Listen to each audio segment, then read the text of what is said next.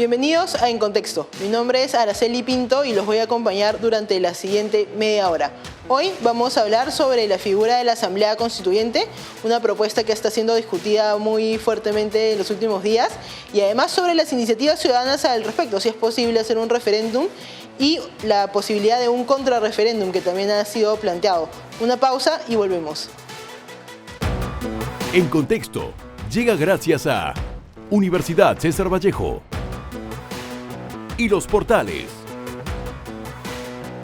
Bienvenidos de vuelta, estamos en Contexto y como les comenté en el bloque anterior, vamos a hablar en esta ocasión sobre un tema que viene siendo hartamente discutido, que es la Asamblea Constituyente, si es posible, y el tema de los referéndums y las iniciativas ciudadanas. Para eso hemos invitado al abogado Lucas Gersi para poder hablar un poco más a fondo del tema.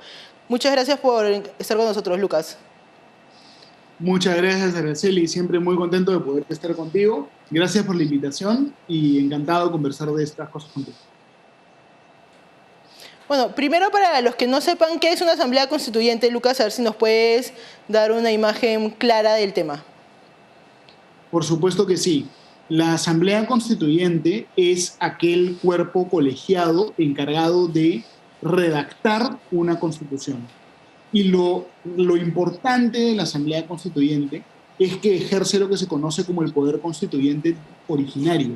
Es decir, la Asamblea Constituyente crea la Constitución, diseña la Constitución con finalidad de establecer un Estado nuevo o de reformar radicalmente un Estado existente. Y la Asamblea Constituyente, por definición, tiene un poder que no está sujeto, no está controlado por el derecho, sino que es un poder metajurídico, un poder prácticamente absoluto, ¿no es cierto? Y por eso es que la Asamblea Constituyente es algo tan peligroso para una democracia. Si es que el Congreso cambia la Constitución, por ejemplo, y cambia la Constitución afectando el Estado de Derecho, por ejemplo, si el Congreso prohíbe la libertad de expresión, el Tribunal Constitucional puede corregir al Congreso. Si es que el Congreso prohíbe la separación de poderes, el Tribunal Constitucional puede corregir también al Congreso.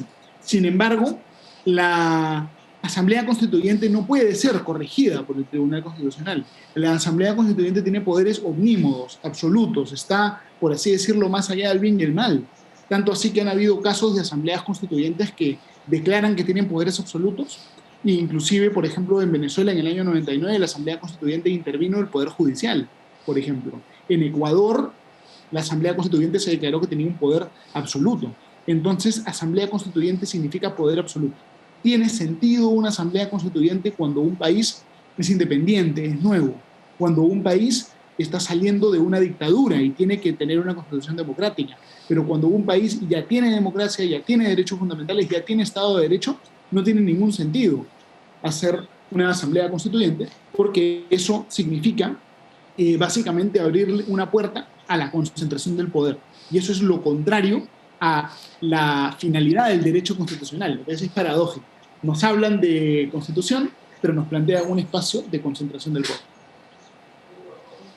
Bueno, y además es una figura que entiendo no existe en el ordenamiento jurídico peruano, pero eso no ha evitado que, digamos, sea una propuesta de campaña importante de Perú Libre. ¿Hay alguna manera de llegar a una asamblea constituyente respetando el Estado de Derecho? A ver, no existe esta figura en la Constitución Política del Perú, pero no es que se hayan olvidado de la Asamblea Constituyente. La razón por la que no existe es precisamente porque no es una figura que sea compatible con la vida constitucional de un país, porque la Asamblea Constituyente, como te digo, Araceli, es control absoluto del poder, ¿no es cierto? Entonces, una Asamblea Constituyente no es algo que se puede proponer en cualquier momento porque se te ocurre, ¿no es cierto? Sirve cuando un país adquiere la independencia, cuando un país está transicionando a la democracia. No es algo que se pueda proponer de manera caprichosa solamente para promover una ideología o una opinión política a expensas de otras, ¿no es cierto? La Asamblea Constituyente no existe en la Constitución. La Constitución solo habla de reforma constitucional. ¿Por qué? Porque la reforma constitucional puede ser controlada por el Tribunal Constitucional y tiene un procedimiento cierto, ¿no es cierto? Entonces, es inconstitucional hoy día en el Perú que haya Asamblea Constituyente. Si es que el señor Castillo o el señor Bermejo o el señor Cerrón quieren una asamblea constituyente, sí o sí ellos tendrían que cambiar la constitución antes de poder convocar a su asamblea constituyente. E inclusive ese cambio de constitución yo creo que sería inconstitucional, porque la asamblea constituyente per se es contraria al Estado de Derecho en las circunstancias en las cuales se encuentra el Perú, ¿no es cierto? Y Araceli, mira, yo quiero contarte que Sí, el tema de la asamblea constituyente dime. es peor todavía de lo que parece. Porque cuando te hablan de asamblea constituyente, no solamente te piden que les entregues poder absoluto, sino que te piden que les entregues poder absoluto en un espacio en el cual no se va a respetar la democracia. Uno de los principios más importantes, desde mi punto de vista, del Estado de Derecho es el sufragio universal. El hecho de que todos los ciudadanos votan y el voto de todos vale lo mismo. Sin embargo, la asamblea constituyente que nos quieren proponer no va a respetar el sufragio universal, porque la mitad de la constituyente o el 40% de la constituyente va a ser electo por voto popular por los peruanos, pero la otra mitad o el 40% o el 60% no va a ser electo por los peruanos, sino que va a ser electo por grupos de interés, ¿no es cierto? Castillo, Cerrón va a seleccionar algunos grupos de interés que van a tener privilegios especiales. Los gremios, los sindicatos, los colegios de abogados, las universidades, algunas comunidades campesinas y nativas, etcétera, van a tener poder de tener constituyentes especiales. Pero ¿esto qué significa? Que va a haber una selección. Como los grupos de interés son prácticamente infinitos, Castillo y Cerrón van a escoger qué grupos de interés tienen constituyentes y qué grupos de interés no tienen constituyentes. Significa que van a manipular la composición de la asamblea para que ellos tengan mayoría. Y eso es inaceptable, eso no lo podemos permitir, porque es, número uno, poder absoluto, y número dos, sin democracia. Es decir, poder absoluto para una asamblea que no tiene correcta representación. Eso es absolutamente contrario al Estado de Derecho, y contra eso los peruanos demócratas nos tenemos que movilizar y tenemos que dar una pelea democrática, realmente una cruzada democrática para defender el Estado de Derecho en el Perú. ¿Y por qué crees que si es tan claro, digamos, que sería un ente sin límites, por qué crees que uno, Perú Libre lo propone, y dos, por qué crees que ha tenido algún tipo de respaldo importante de la población? A ver, yo creo que Perú Libre lo propone precisamente porque lo que ellos quieren es poder sin límites. Perú Libre tiene un proyecto político, ellos son marxistas, leninistas, maoístas. Su proyecto político no es un proyecto político democrático, sino que es un proyecto político autoritario. Lo que ellos quieren hacer es hacer la revolución. Lo que ellos quieren hacer es transformar totalmente el Estado según el libreto marxista-leninista y además quedarse en el poder. Entonces, para lograr esos objetivos, ellos quieren concentrar el poder a través de una asamblea constituyente. Entonces, es evidente por qué lo quiere hacer Perú Libre. Lo quiere hacer para poder planificar la economía, para poder reprimir la libertad de prensa, para poder establecer reelecciones inmediatas, para poder darle mucho poder a los sectores que los apoyan a ellos, todo eso. Y además para poder generar también un espacio de impunidad, porque la Asamblea Constituyente te permite prácticamente intervenir el Poder Judicial, intervenir el Ministerio Público, intervenir todo el sistema de justicia, de manera tal que ya Castillo, Cerrón y Dina Boluarte y las demás personas involucradas, en este caso de los dinámicos del centro, no van a poder ser tampoco objeto de investigación ni de sanción. Es decir, la Asamblea Constituyente es también una forma de obtener impunidad en bandeja de plata y de blindarse a sí mismos de tener que responder respecto de actos de corrupción. Entonces, por donde se le mire, es un sabotaje al Estado de Derecho. ¿Y por qué crees que tiene algún tipo de respaldo popular? Bueno, porque, a ver, para empezar, las encuestas que se han difundido muestran que solo el 20% de los peruanos respalda una asamblea constituyente. La gran mayoría de los peruanos son demócratas y por eso en la iniciativa que nosotros vamos a plantear esperamos demostrar en la calle que la enorme mayoría de peruanos son demócratas, no autoritarios, ¿no es cierto? Entonces, yo creo que es muy importante pues tomar en cuenta esto. No tiene un impacto popular, un respaldo popular tan grande. El respaldo minoritario que tiene se basa en que las personas quizá tienen una visión romántica de la política y existe la impresión de que cambiando la Constitución van a cambiar muchas condiciones del país.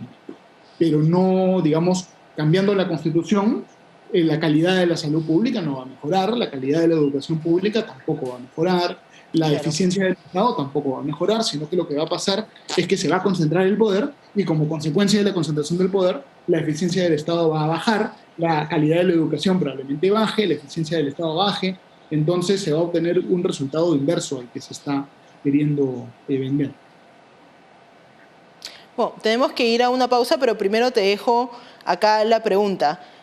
Se han planteado dos maneras por el momento de llegar a una asamblea constituyente, ¿no? Sería, por un lado, una petición del presidente, al cual podría de repente hacer cuestión de confianza para hacer una reforma constitucional, incluir la figura de la asamblea constituyente, y por otro lado, la recolección de firmas. Quería preguntarte cuál crees tú que es la más viable, pero primero vamos a una pausa y volvemos.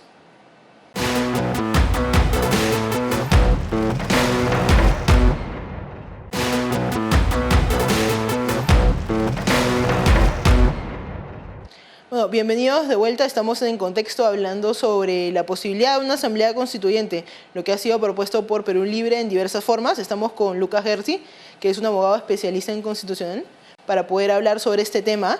Y yo le había hecho la pregunta antes de la pausa sobre que Perú Libre ha planteado dos maneras, ¿no? Por un lado, Pedro Castillo ha dicho que va a pedir al Congreso que se hagan los cambios para poder tener una asamblea constituyente, y por otro lado, Guillermo Bermejo, que es parte de la bancada de Perú Libre, ha anunciado una recolección de firmas. Lucas, si nos podrías contar cómo serían estos escenarios y cuál podría ser el más viable de estos. A ver, muchas gracias, Araceli. Es necesario señalar que toda reforma de la Constitución en el Perú necesariamente debe ser aprobada por el Congreso. Entonces, si se quiere reformar la Constitución para que la Constitución incluya la figura de la Asamblea Constituyente, sí o sí tienen que ir por el Congreso.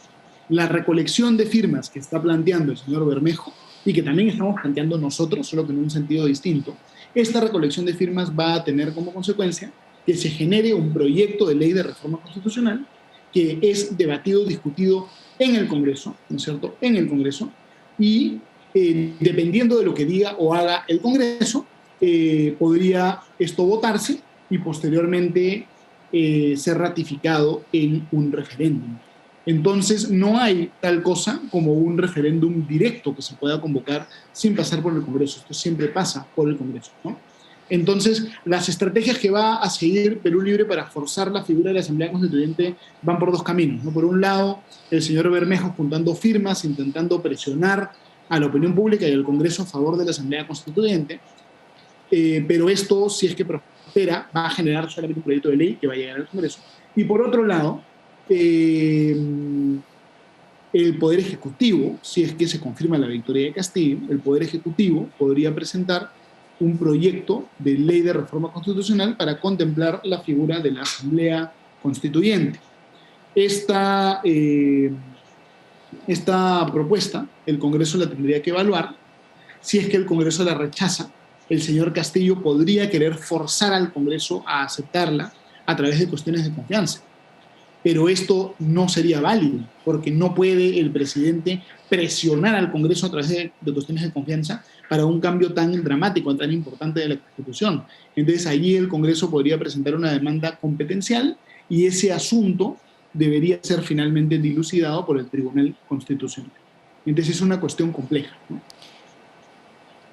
Claro, y justo has mencionado un tema del que quería hablar, que es que también tú estás liderando una recolección de firmas para hacer una especie de contrarreferéndum y poder, digamos, dejar de manera explícita que no se pueden hacer cambios a través de una asamblea constituyente. Cuéntanos un poquito más al respecto de esta iniciativa.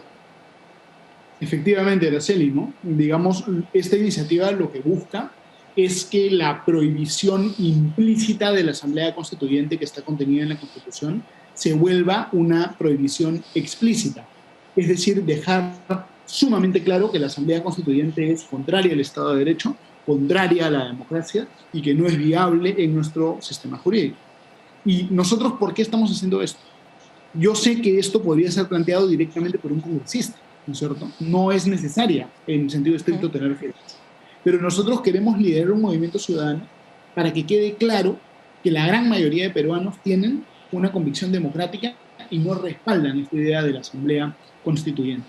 La idea es demostrarle a la opinión pública y demostrarle al país que si Bermejo recolecta 1 millón de firmas, nosotros vamos a recolectar 2 o 2 millones o 3 millones, ¿no es cierto? La idea es mostrar que la gran mayoría de peruanos va a respaldar el Estado de Derecho, la democracia, el ejercicio limitado, no ilimitado del poder, etc. Bueno, y así como la gran mayoría de peruanos, según las encuestas, están en contra de una asamblea constituyente, también es verdad que la gran mayoría de peruanos está a favor de hacer cambios a la Constitución actual. ¿Cuál crees tú que son los cambios más urgentes que habría que plantear o que el nuevo Congreso tendría que considerar? Sin duda, se requieren muchos cambios. Desde mi punto de vista, muchos cambios referidos a la forma, digamos, a la estructura del Estado en el Perú. Porque el Perú no tiene verdaderamente una separación de poderes, sino que tiene un poder ejecutivo demasiado poderoso que está en condiciones de avasallar a los demás poderes. El poder ejecutivo en el Perú, por ejemplo, no solamente controla el presupuesto público y las Fuerzas Armadas, sino que también es el principal legislador del Perú, porque el Congreso de la República emite leyes de 2, 3 artículos que luego son reglamentadas por reglamentos de 300, 400 artículos. Es decir, prácticamente todas las normas en el Perú las emite el Poder Ejecutivo. El Congreso de la República le pide facultades legislativas al Congreso, el Congreso siempre se las da, y luego el presidente de la República aprueba paquetazos enormes de decretos legislativos que el Congreso no puede revisar, y si los revisa le dicen que es obstruccionista. Entonces, el Poder Ejecutivo tiene demasiado poder normativo. Hay que reducir el poder normativo del Poder Ejecutivo radicalmente. Adicionalmente, yo creo que es importante que el Congreso tenga mayor representatividad. El Congreso tiene mala reputación, la gente le gusta atacar al Congreso, ¿Y esto por qué ocurre? Porque nadie se siente representado. ¿Y por qué la gente no se siente representado? Porque los distritos electorales en el Perú son demasiado grandes. En Lima tenemos un montón de congresistas, 31 congresistas creo que eran. Y 31 congresistas lo multiplica por 20 y pico listas. La elección al Congreso por Lima es una elección de más de 700 candidatos. Nadie sabe quiénes postulan, nadie sabe quién representa a quién, y una vez que los congresistas son electos, nadie sabe quién es su congresista. Hay demasiados problemas de representatividad. Lo que debería proponerse, y esto lo hemos hablado varias veces, es dividir Lima y dividir el Perú en distritos, cada uno de los cuales escoge a un congresista, de manera tal que ya no haya elección al Congreso por Lima, sino, por ejemplo, una elección al Congreso por San Juan del Urigancho 1, o San Juan del Urigancho 2, o Magdalena con San Miguel, por ejemplo, etcétera, ¿no es cierto? Dividir Lima en distritos, cada uno de los cuales escoge un congresista, de tal manera que la elección al Congreso ya no sea entre 700 candidatos, sino de repente entre 5 o 6 candidatos o menos, de tal manera que para tener una bancada tienes que quedar primer lugar en diferentes pequeñas elecciones, y eso automáticamente incentiva a los partidos políticos a unirse, ya no a dividirse, sino a unirse, ¿no es cierto? A unirse y realmente a tener, a que haya pues partidos políticos más institucionales, de verdad, que la gente sepa qué congresista lo representa, pueda fiscalizarlo, pueda saber cómo vota, ¿no es cierto? Que ya un ciudadano no esté representado simultáneamente por más de 30 congresistas, sino que cada ciudadano sepa que es un congresista nada más el que lo representa, ¿no es cierto? Todo eso podría transformar realmente nuestro país. También eliminar la cuestión de confianza, que causa tanto daño a la democracia, eliminar la cuestión de confianza, la cuestión de censura, todas estas figuras que causan daño en el Perú, ¿no? Y tengo una pregunta adicional. ¿Cuál crees que es el rol que tiene que tener la oposición si se confirma la victoria de Pedro Castillo? La oposición tiene que tener un rol muy proactivo, porque ha quedado claro que Pedro Castillo es una persona que tiene una agenda antidemocrática. Entonces tiene que ser una oposición que tenga mucho coraje, que tenga mucha convicción democrática, que no busque ceder en sus principios democráticos por obtener de repente algún beneficio, que tenga en cuenta también los datos que han estado saliendo, que el señor Castillo ha obtenido aparentemente financiamiento de los Sánchez Palomini, que no solo son narcotraficantes, sino narcoterroristas, ¿no es cierto? Entonces, la oposición lo que tiene que tener es convicción democrática y mucho coraje para enfrentar este proyecto antidemocrático. Respeto de la Constitución, respeto de la ley, pero una convicción inflexible y un coraje muy grande en el ejercicio de sus competencias constitucionales. Eso es lo que se requiere. Bueno, perfecto. Bueno, muchas gracias por acompañarnos, Lucas.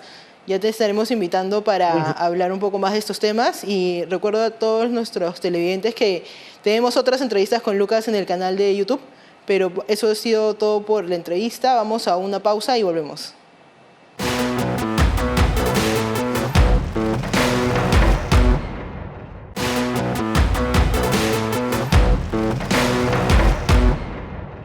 Bueno, regresamos con la última parte del programa, que son las conclusiones. Como han podido escuchar en nuestra entrevista con Lucas Gersi, hay una razón muy específica por la cual no se encuentra la figura de la Asamblea Constituyente en el ordenamiento jurídico peruano.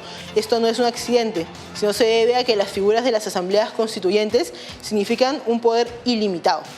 Es por esto que aunque hay una iniciativa ciudadana liderada por Perú Libre para recolectar firmas y poder llevar a una asamblea constituyente, la sociedad civil también se está organizando en un sentido contrario, con una iniciativa para poder quedar explícita en la Constitución que no pueden haber asambleas constituyentes, sino que las reformas tienen que pasar necesariamente por el Congreso. Esta entrevista la pueden encontrar también en nuestro canal de YouTube, solo tienen que buscar En Contexto, ahí van a poder encontrar otras entrevistas que tenemos con Lucas, pero también otras entrevistas que tenemos de temas políticos, económicos, de deportes, tenemos un poco de todo. Así que eso fue todo por hoy, muchas gracias. En Contexto llega gracias a Universidad César Vallejo y Los Portales.